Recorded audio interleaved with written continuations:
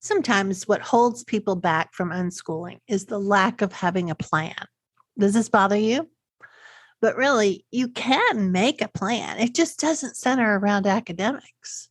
When you learn more about unschooling and spend a lot of time with your kids, noticing how much they're learning or are curious about, you can see what direction you need to move. No one else can really tell you. So maybe that will help you stop the endless search for the perfect curriculum. The nuances of your kid and your family, that's as individualized as it comes. Don't worry, it's not that hard to do. And those academics you're worried about right now, they're going to take care of themselves for the most part. I know that sounds crazy to a lot of people, but hear me out. We fall back on that academic focus because so many of the years in our childhoods were focused on academics. Truthfully, they were focused on a lot of things that aren't that great too, like the idea that kids need more direction or they won't learn or they'll make bad choices or it will be anarchy. We end up carrying these ideas forward with us into adulthood too. And so that's another reason this deschooling period can be hard. We have a lot of layers to work through. So what you need are some tools to help you brainstorm, something to help you shift to this new way of living. And no, I'm not asking you to drink some Kool-Aid. In fact, the Kool-Aid drinking is what happens with the idea of sending kids off to school for 12 years, making them sit still when we know they need to move around, making them shelve their curiosity and think they're bad kids for wanting to play, or setting up a divide between the family and the child, trying to insert the school and their peers as their new, better family. And don't get me started on the internal and external motivation. All those grades and gold stars becoming the focus and then acting irked. The kids these days have no drive, no internal motivation. Well, the school and the mainstream way of parenting contributes to that significantly. Okay, let me rein this back in a little bit and introduce myself.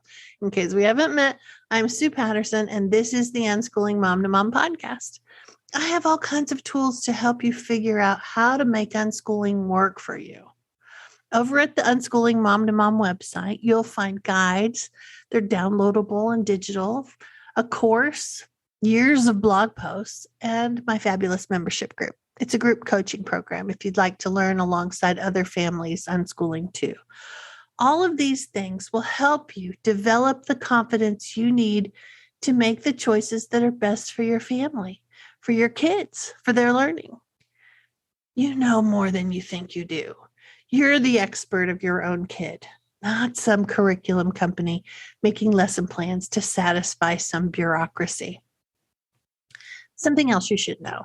You don't have to be afraid of that word, unschooling.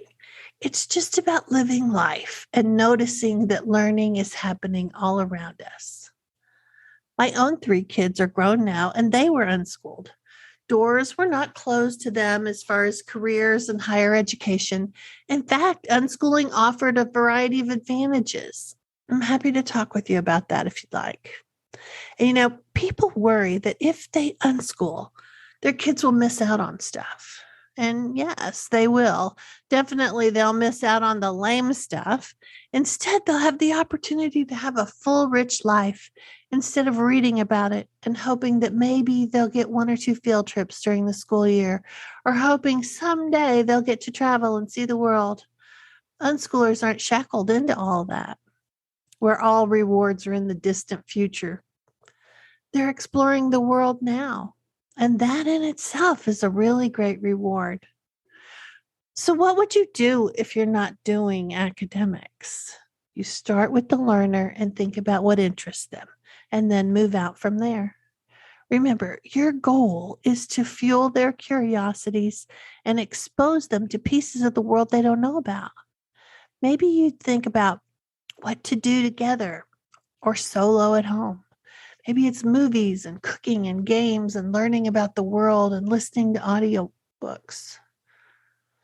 Or thinking about the community. What could you go out to see? Where could you hike? What ethnic restaurants could you try out and then soak it all in? The ambiance, the music, the flavors, Go on kid dates or volunteer with community service. The world holds so many opportunities. You just have to notice them and tap into them. The learning will be happening all around you. So if this sounds great and you'd like a tool to help you do all of this, you could just grab the brainstorming guide.